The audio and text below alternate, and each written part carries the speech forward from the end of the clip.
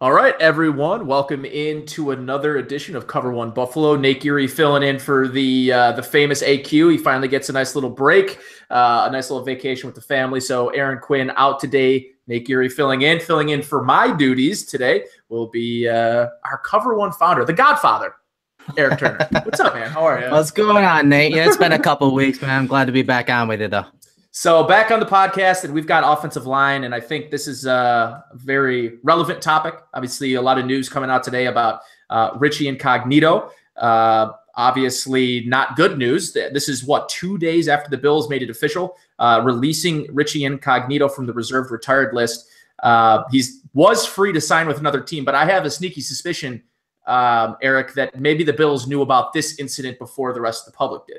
You know, I was thinking the same thing. I mean, I don't know when exactly it went down. They're saying it happened early Wednesday morning, but I feel like the Bills had an idea about his behavior and how it was kind of, sliding. And I hate to, talk about some guy's behavior who, I used to talk to Richie quite frequently, but I haven't talked to him in a little bit. So I hate to, kind of rumorize on him, but it sucks to see this for a player like that. A guy that, obviously fit right in Buffalo, and he played his heart out, and, he was still playing at a high level. And I know when we did release him the other day, Nate, you kind of hit me up with a message like, is he going to sign somewhere else? And I'm like, it's a good possibility. But now that you see this news, I think that all but sums it up that his career may be over now. I think his career's over. Yeah. And it's definitely shocking because here's the thing, he was on his best behavior, like, to the point where you really thought he completely changed from the guy that a lot of people thought he was. Listen, this wasn't, a lot of his issues didn't just stem from his time in Miami with the bullying scandal. I mean, this is a pattern of sort of aggressive and unpredictable behavior going back to his college career, where he was really sort of kicked out of Nebraska for being sort of a hothead. And this sort of thing has followed him around, but it didn't here in Buffalo. And he really became and listen, Erik, like I'm the same way as you. I liked Richie. I thought he always did a nice job of not only, filling us in. I thought, he asked you to do a film breakdown for him. So like, this was a guy that was very personable, very likable. And I think truly his teammates liked him. I think everybody inside that locker room, even after the whole, Trump thing where he was sort of very outspoken about Donald Trump and whether or not that was going to mesh well with his African-American teammates. From everything that I know, his teammates loved him. So this sort of whole thing has become really a shock to me that I thought he really turned a corner in his life. And obviously, if Richie's watching or hearing or even hears about this, we're all wishing for the best because I know that his time here in Buffalo, I feel like maybe reflects him more as a person than some of the things that are going on now. Yeah, like I said, I mean, I have a lot of good feelings towards Richie because he treated me well. He was down to earth with me. Any type of questions I had in regards to scheme or technique when it came to the offensive line or offense as a whole, I mean, he answered them. So, I mean, I really have no bad things to say about him. And I agree with you. I think his teammates kind of feel the same way. I'm sure they're blindsided by this because, this is something that the last couple of years he really hasn't done. So, I think he was well liked in the locker room and in the city of Buffalo. So it was kind of sad for me to see on my timeline some of the stuff that people were saying to him, especially if it's more of a mental issue. But of course, our thoughts are with him, and hopefully he is watching and he enjoys our little breakdown here. So let's get into the guys that are going to be affecting the roster in 2018. Before I do that, though, I do want to remind folks who are watching and hanging along with us this evening that the Cover One app is a must download. So go to the Apple Store. You can go on iTunes Apple Store, of course, or you can go to the Droid Marketplace and you can buy them there. Or you don't have to buy them. It's free. That's the best part about it. And not only that, but if you're, especially like we had Brett here in the chat room who is probably at work or having to deal with some work, and you want to have that notification when not only the podcasts come live, but when work drops, which it drops not only after 5 o'clock when everyone gets out of work, but it's dropping all day long. So it's great to have and be up to date with all the Cover One stuff through the app. But Erik, tell a little people before we get going into the offensive line what they'll get with the premium membership. Because if you haven't checked it out and you'll like following our breakdowns, specifically Erik's film breakdown, and not only that, but the team we've been able to assemble with Rob Quinn joining the crew now, there's a lot of must-see content. What can people see and expect if they're looking to maybe get a premium membership? We got a few things, kind of in the pike right now. We're going to be doing some sort of film session. We're kind of working out the kinks on that, where we're going to have our premium subscribers, pick a game, pick a player, and we're just going to watch film together. We're just going to shoot the breeze, watch some film. We'll drop some knowledge here and there, and what we can, and obviously take questions throughout the film session. So, because it's one of those things when you're watching these games live at the broadcast angle, you miss a lot, and you're watching the ball when you're missing a lot of other things that can help you give you context to just the play in the game itself. So we are putting that together soon, especially once, things kind of die down after OTAs and whatnot, and it's the lull off season. So we're going to be doing some film room sessions. Again, you're going to be have certain access to work that not everyone's going to be able to see. And once we get into the season, that there's going to be more and more content that is going to be locked up per se.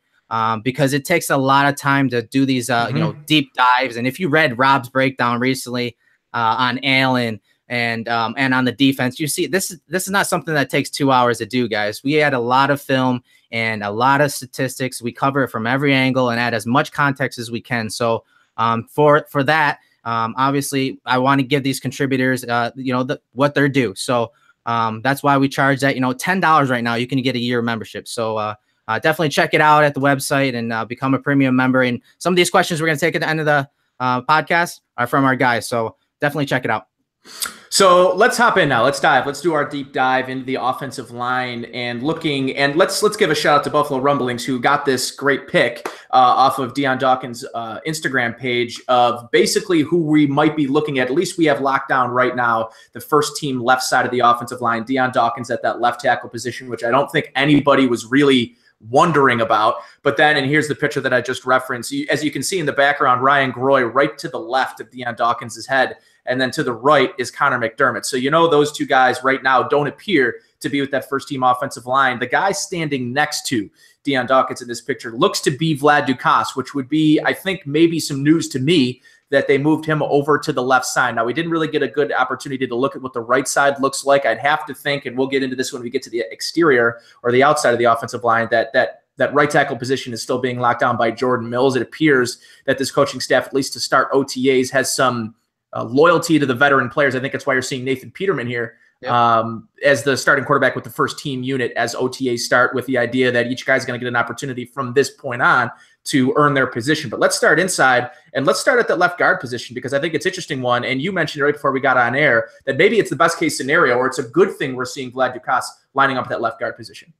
I do. I mean, obviously they went out and drafted Wyatt Teller from Virginia Tech. So he's a guy that played a ton of time on the left side at guard.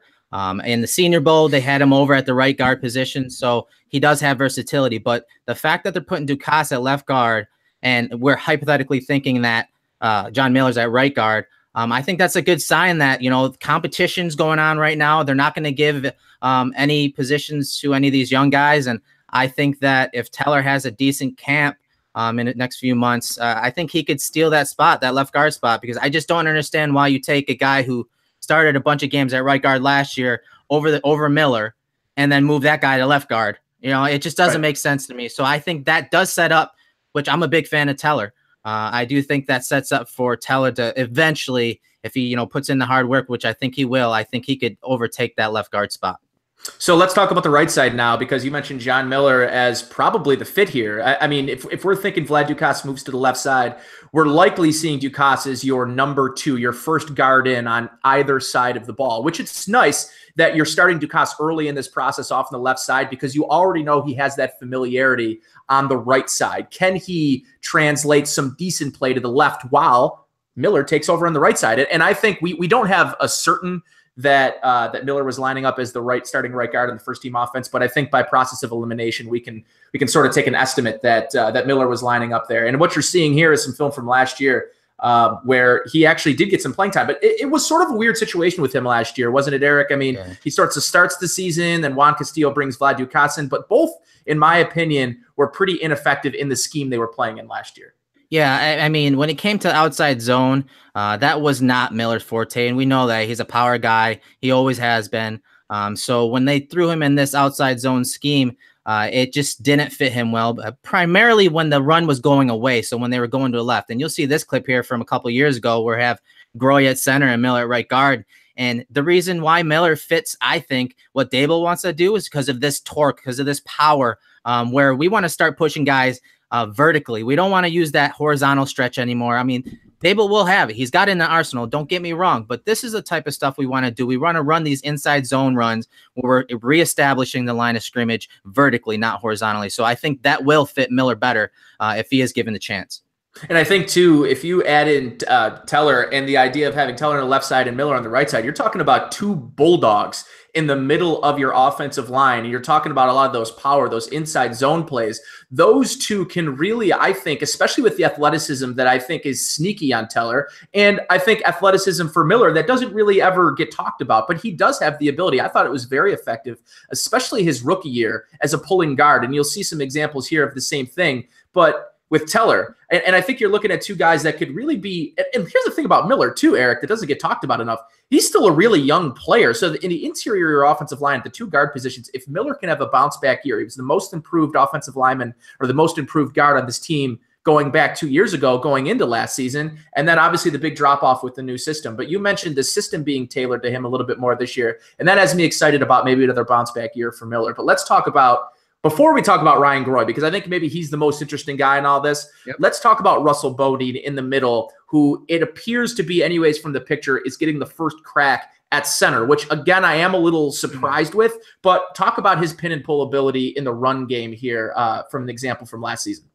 I mean, Bodine, he scares me, Nate. I'm kind of with you. He does scare me. Does he have the ability to get in space like this on these pin and pulls? Yeah, he does. But what worries me about him is his balance, his power and strength at the point of attack.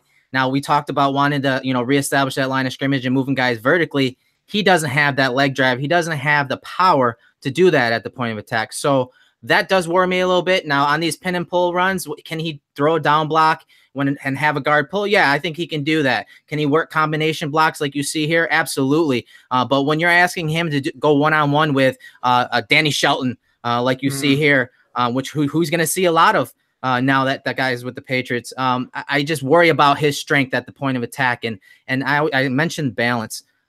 It's one thing I saw a lot of on film where, when you see an offensive lineman end up on the ground, that's not usually a good sign. The offensive lineman, one of their biggest or most important traits is balance and their ability to leverage. And when you see a guy that's always on his toes and always falling over when he's supposed to be blocking, it's usually not a good sign. So when you're watching film and you see a lineman on the ground a lot, start counting those and tallying those, because that's not a good sign for an offensive lineman. Certainly not. And I haven't watched a ton of film on Bodine, but everything that I have seen, it doesn't appear to me that he's necessarily aggressive. Like, he doesn't really strike me as a guy with like a mean streak in him, a guy like Richie Incognito or the people that you can sort of point out that have that mean streak. He doesn't really have that. And not that I think Eric Wood ever did, but Eric Wood was very solid. He was consistent. Although he was not always in the best place, you never really saw too much of Eric Wood on the ground, like you mentioned with Bodine. But yeah, I think this brings us to the next and maybe the more puzzling question here is, where does Ryan Groy fit into all this nonsense up front? And I think it's a great question, because a lot of people are sort of confused, me being one.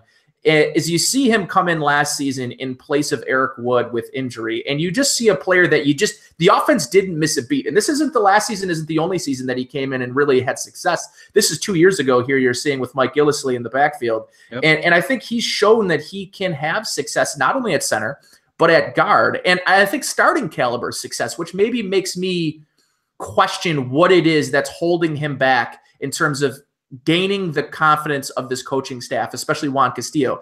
Is it something that he's not doing? Is it something that they're maybe worried about or needing him for more depth positions? But considering now that you have Wyatt Teller, I wonder, because I think they have plenty of depth inside to not have to worry about getting Groy injured or something. I just think that's a bogus excuse too. I think at the end of the day, he's the better player out of him and Russell Bodine, and I think that wins out. But as we're seeing with a couple other positions like quarterback, you'd think that maybe Groy would have got that green light to start at the center position, at least early on, with the idea that Bodine's going to come in and fight for that spot. Yeah, I'm with you. I think his best position, because of his athleticism and his experience, is at center. We talked about, wanting to, run the ball down these guys' throats. I mean, he did that when he filled in for Eric Wood. I think he needs to play inside. I don't think he has athleticism to play. I worry even at guard because it's not something we've really seen with him. I worry about him playing guard and getting out in space because he doesn't have those type of feet.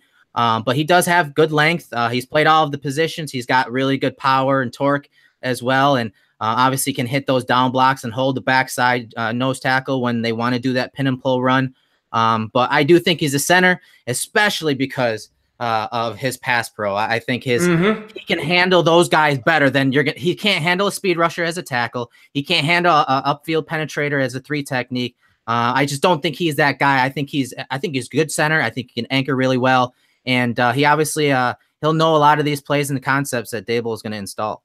And I think to your point about his pass blocking ability, I think that maybe that's where you look at Bodine and him. I think Bodine is a better pass blocker than he is a run blocker. I just don't think he has that lower body strength. So if we want to, maybe we don't agree on this, and maybe I don't even really agree myself, that if I had to think that they were even in one place, it would be in pass protection, even though I do think that even Groy has the step up there, the leg up. But it's in the run game where I just see such an obvious advantage that's tilting towards Groy. He's got that. I mean, just look at Bodine and look at Groy. The lower body sticks out to you because Groy is so big. He's thick on the lower body. Not only that, but you just see their helmet level when especially in a run type play or even in this pass play. You don't see the defender popping up Ryan Groy's head because, simply put, he's a big man. He's difficult to move around. Where when Bodine, especially in run plays, where that center, that offensive lineman, that first step needs to be downfield. Otherwise, you're going to get blown up and get that play blown up. A lot of times with Bodine, you see that. You see his head pop up. You see him lose leverage very early on in the play. And that concerns me. With Groy, it just seems like it. But this coaching staff has made sort of questionable or puzzling decisions in terms of player personnel to us or the fans. So maybe they're seeing something that we're not. But I don't know. I'm going to struggle that through the end of training camp. If Ryan Groy is not your starting center, I'm going to have to, I have to ask why. Yeah. And I think that, Tyrod Taylor had a lot to do with that last year because he's a guy that obviously wanted to escape the pocket quite frequently. So they wanted guys with length, guys that could redirect with their length, guys that could mirror a little better. So guys with better feet. And I think that's partly why Dukas got the job over Miller, because of that footwork and that length. But I think this year it's a little different. You got completely different quarterbacks. If Allen does get in, he's going to want to, he has more ability than the other 2 quarterbacks we have. But I think that when you throw a Groy in there, he does anchor better than Eric Wood, which has been Eric Wood's problem the last couple of years, anchoring in that pocket, getting pushed into the quarterback's face. So I think Groy is a better center. And honestly, if he doesn't start at center, I don't know what they're even thinking, because from what I saw in Russell Bodine, I'm not impressed. And to me, he looks like a backup physically, visually, technique wise. He doesn't impress me at all. Hey, maybe he plays better for us, but I just didn't see it last year. Yeah, and that's the thing. And of course, what people have to keep in mind, or we have to keep in mind, is we just don't see them every day in practice. So we don't exactly know. And not only that, but how he fits in with the rest of the offensive line. Maybe it's a chemistry issue. I don't know. There are other factors here at play that maybe we're not privy to. But at some point, talent does have to trump everything else. If he's better, he needs to be out there. And I think that brings us sort of to the next position group on the offensive line, and that's the tackle group. One that I think we talked about before we got on too, that's very, very thin depth-wise.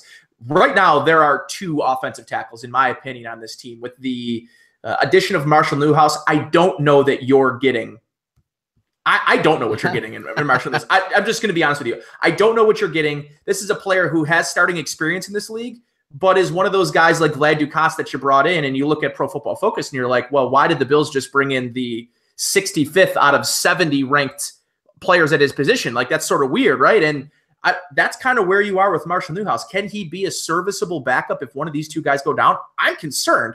But let's start with what we know. And what we know is that left side is locked down by what we're hoping to be a franchise left tackle on Deion Dawkins. And listen, a great rookie campaign for him. He really made Cordy Glenn expendable. He made Cordy Glenn a tradable commodity by stepping into his place and, in my opinion, playing better and more consistently at times than Cordy Glenn did in the previous 2 years. And more importantly, proved to be that he can play every down and be a healthy player, which is what you just did not see from Cordy Glenn the last few years.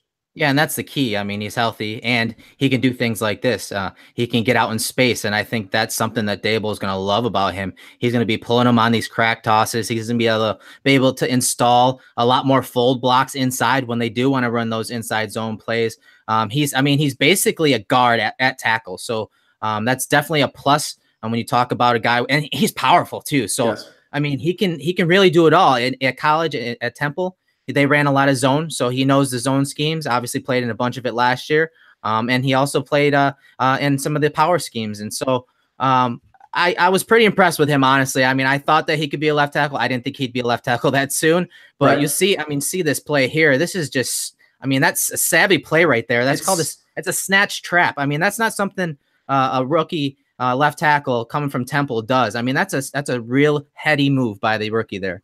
And that's what I was going to mention is if you look at his hand placement here on this play, that is a veteran type counter move to a pretty good speed rush here. Like this is, obviously he's going for the outside. This isn't a one-on-one necessarily bull rush. It's not great by any means, but you look at that's an NFL player and you have a guy who is early in his career. This is midseason. This is right after essentially he's taken over as the full-time left tackle. And he looks like he's been playing the position for 3, 4, 5 years. But he brings that explosiveness, that athleticism that this offensive line desperately needed last year. They needed that athleticism infused into the lineup, and that's what you saw from Dawkins. He had a really, really impressive rookie campaign. I expect him to take a step forward this year. But not only that, I think he has really sort of all the tools to be this team's best offensive lineman next year and maybe sort of walk into a leadership role. That wouldn't shock me. I really, really love, and I go back to that draft last year. Obviously, Zay Jones, a guy that I'm writing about right now,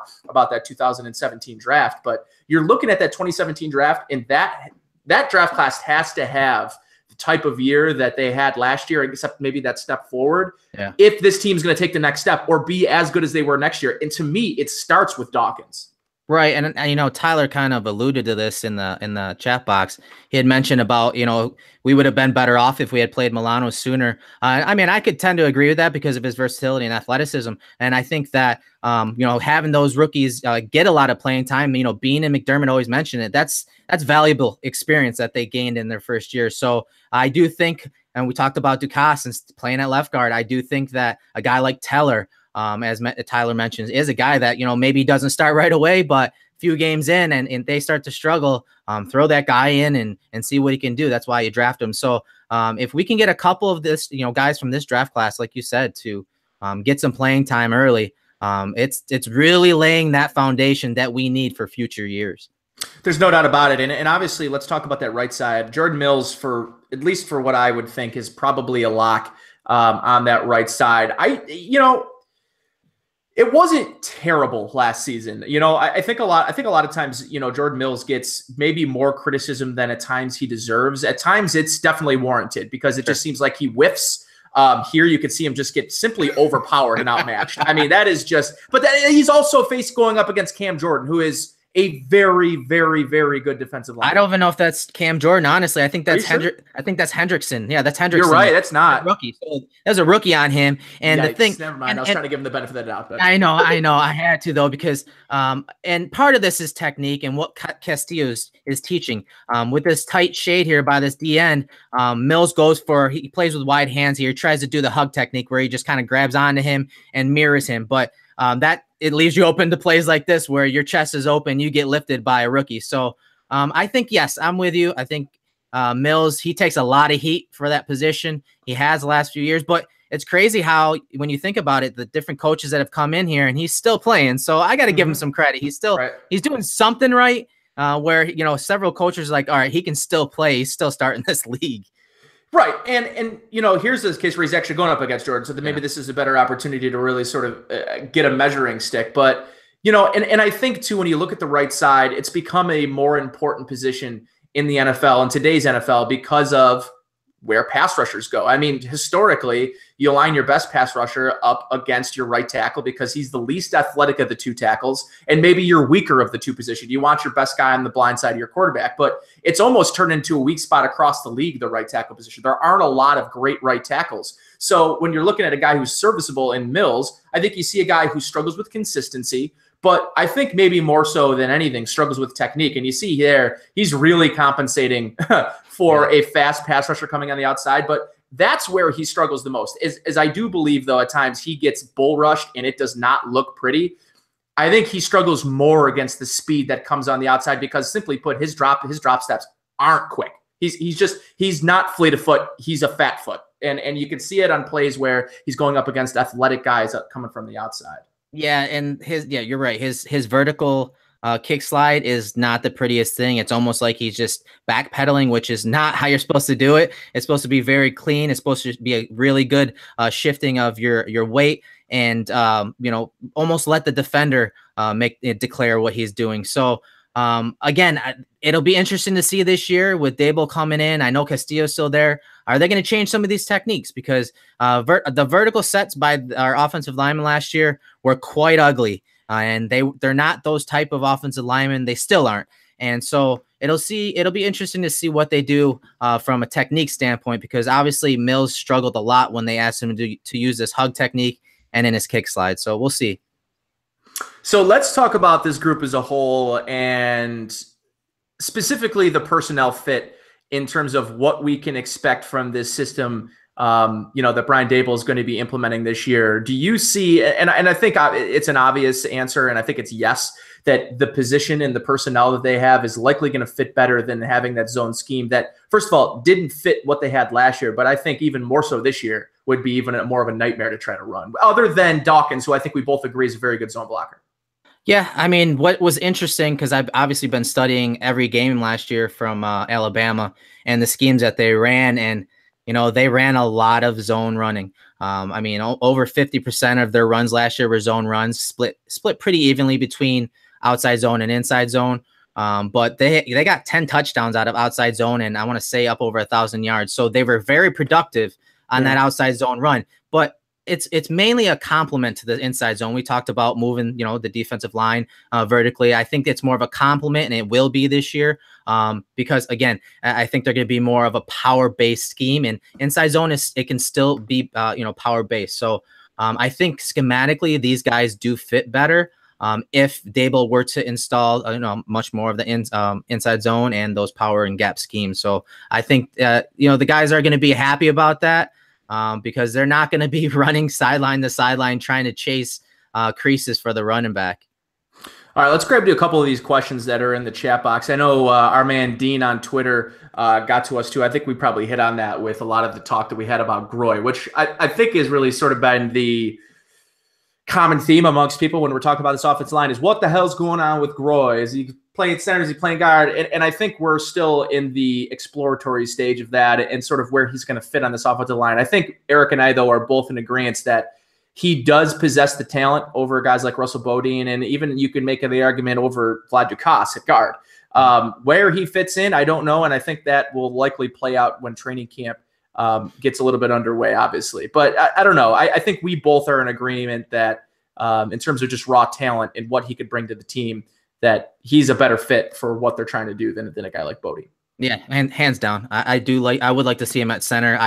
I'm kind of iffy. I don't think they probably won't put him there, but we'll see. I mean, I'd like to see him play over Bodine, but I don't know. I'm not going to hold my breath. A couple of good ones here, and I hope I don't butcher your name, man. Khalid, I hope that's how you say it. I guess, yeah, exploratory stage really sounds promising. It's a good point too. But and Khalid brought up here that he thinks Tyrod's running ability covered up a lot of the issues up front last year, wondering how Mills will do with a guy more of a pocket passer. And I think I'm totally on the same page as he is in worrying what happens when you got a guy like A.J. McCarron or Nathan Peterman who don't necessarily boast crazy athleticism, not the athleticism that Tyrod Taylor had, but they can move to a certain extent. I think maybe Peterman more than McCarron. If McCarron's back there, you're looking at a pure pocket passer, a guy that's sort of a statue back there that's not going to do a ton of moving. No, you're right. He's a guy that's going to have to rely on his mental processing pre to post snap. He's going to have to get the ball out. I mean, he comes from a system over in Cincinnati where Andy Dalton was always one of the top guys from snap to throw. So he's going to have to play like that. So his ability to diagnose coverages from pre to post snap is going to be key, because he's not going to be a guy that can extend the play outside or inside the pocket. He's going to have to get rid of it, whether it's just throwing it away or just getting it to his receivers. And Dable, obviously, if McCarron's a starter, Dable is going to have to, change the game plan and strategy if a guy like McCarron's in the starting lineup. And I think, Bills fan 7883 brings up another good point too, in talking about there are plays you can easily go back to and say, well, I mean, Tyrod Taylor put his offensive line in a really poor position, just, vice versa, how that offensive line, or how Tyrod Taylor made them look good in a lot of instances. And I think it definitely works in both ways.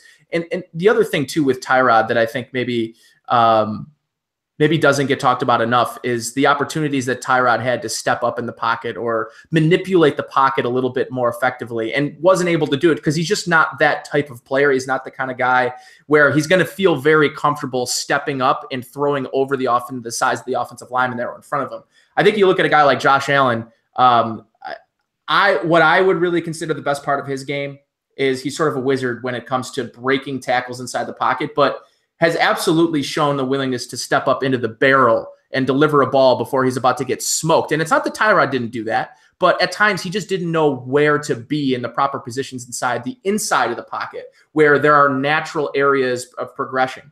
And Tyrod just maybe lacked that nuance, or that maybe, to be honest, at times I thought it was willingness to be in the inside of the pocket, because I felt like he maybe lost a little confidence when he wasn't able to see sort of the whole view. And that's why I thought he played much better at a shotgun too. Oh, totally. You know what I mean? I love that point, because, and we had touched upon just a few minutes ago about the techniques that they're going to use. I mentioned vertical sets. Vertical sets are to keep the pocket deep, because for a guy like Tyrod Taylor, who isn't really, tall and can't see over the line of scrimmage, to help his field vision, you want to keep that pocket, that interior pocket, you want to keep the depth of it.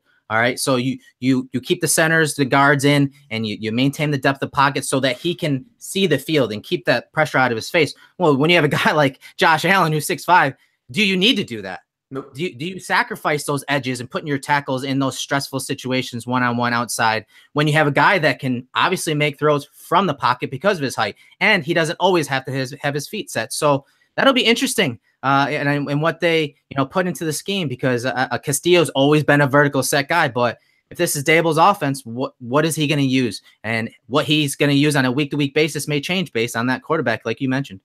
And this is a little off base, but I think it was you that was posting a couple of broadcast videos of announcers basically talking about the teaching that you saw from Brian Dable and those guys going to practice in the preparation the week before.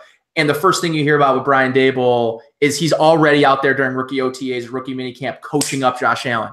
And I think that's the underrated part of what Brian Dable is going to bring to not only a young quarterback in Josh Allen, but to an offensive line, to the communication from one sideline to the next when you're talking about wide receivers. And I brought this up too, about the wide receivers in my article that'll be coming out on Cover One tomorrow morning, is in this system, wide receivers, especially young wide receivers, are going to have a little bit more of an advantage, because if you think about it, Zay Jones last year, his head's spinning already as it is. Now imagine having to get all of your assignments from the opposite sideline without being able to look to the sideline for a big cue card. You know what I mean? So This system is going to have so many more benefits than just,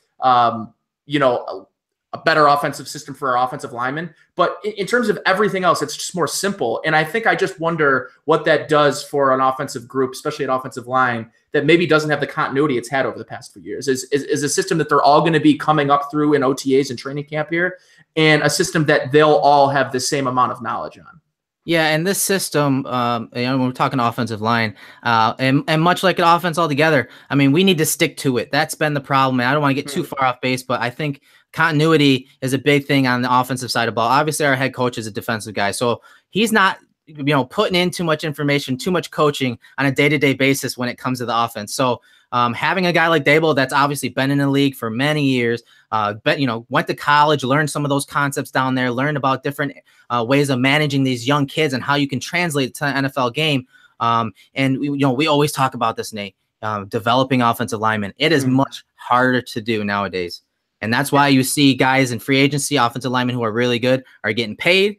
And you see these guys getting drafted high, and they're counting on these guys to come in and play right away. It's harder to develop offensive linemen nowadays because of the CBA and many, many reasons. But having a guy like Dable, let's keep him there and let him teach. In literally every game that I watched from Alabama, they mentioned Brian Dable and his teaching, his strategic game planning, and you saw it. And you'll see some of these cut-ups that I do, and when I'm breaking down his offense, you'll see that he ran certain schemes, for example, outside zone versus certain teams, certain weeks. All of that is planned in the offseason.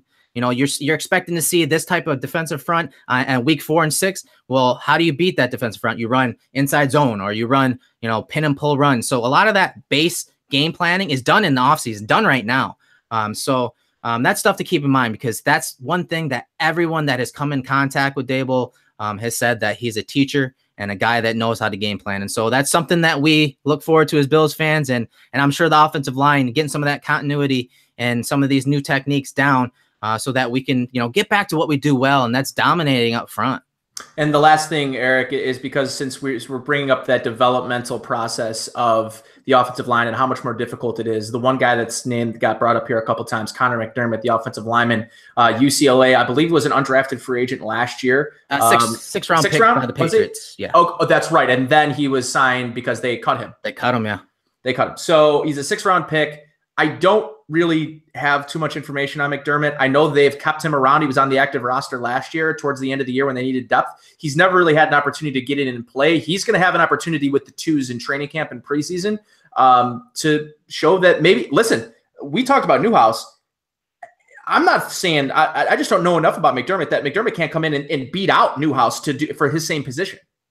Right, and I did study McDermott when they picked him up last year. They stashed him away for a while. I thought that he's a Castillo type guy, kind of long, and very good at his vertical sets, which at UCLA he had to play that way because of Rosen, and Rosen's I know it's been coined that he's not athletic, but he's a pocket passer. So they ran a lot of vertical sets. So he's more of a Castillo type guy. Where he falls this year, throw him in there. Competition. Yeah. I believe he played left tackle in college. I'm not sure where they were lining him up last year, when it came to scout team or even just, down on the practice squad. But you never know with a guy like that. For me, the main thing with McDermott was he was a little light in the rear end. He needed to gain some muscle mass and some strength. And if he did that this offseason and he has a chance to, if he can play right tackle, why not? Why wouldn't you try to throw him in there? So depth. That's going to be questioned this year. I have the feeling this offensive line may still be a work in progress heading into even the final weeks of training camp, because I think there's an opportunity for this Bills team, Brandon Beane, Sean McDermott, to add 1 or even 2 more pieces, especially on the outside, as teams cut their rosters down at the end of training camp, when maybe a guy who gets worked out as a starter for another team that gets beaten out by a younger player with a lower salary, maybe that opens up the opportunity for the Bills to get a starting caliber or replacement caliber offensive lineman to sort of shuffle into the mix here. But I think we are both in agreement that this is definitely a work in progress year for this Bills offensive line, but one that I'm looking forward to, because I'm really looking forward to that second-year development of Deion Dawkins on the left side, and obviously of Wyatt Teller. I'm excited to see what that kid brings. Me too. And one question real quick from one of our premium subscribers, Garrison. He mentioned, Dawkins. Of all the guys that are projected to be starters on the offensive line, Nate, where do you think they rank? And we've talked about Dawkins. We were, happy with his first year. So we'll just run with him just because he's really the only one that you could say he's legitimately starting besides Jordan Mills. Where do you think he ranks when you compare him to the league? That's a tough question because me, I'm a big film guy, so I don't get to watch all these offensive linemen. But would you say he's probably top half of the league as far as left tackles go right now? I'd feel comfortable saying I'd say he's in the top 15. I think he's right there at 15, 14. I think if you asked me right now to put up side by side Cordy Glenn or Deion Dawkins, considering their age, considering what we know, I think that I really might take Deion Dawkins. And I don't know that I would have said that if we had knew what we were getting from Deion Dawkins 2 years ago. I don't know that I would say that, but I think I feel comfortable with that. I don't know what's going to happen with Cordy Glenn moving forward. I think his injury is really going to hamstring his ability to be what he was.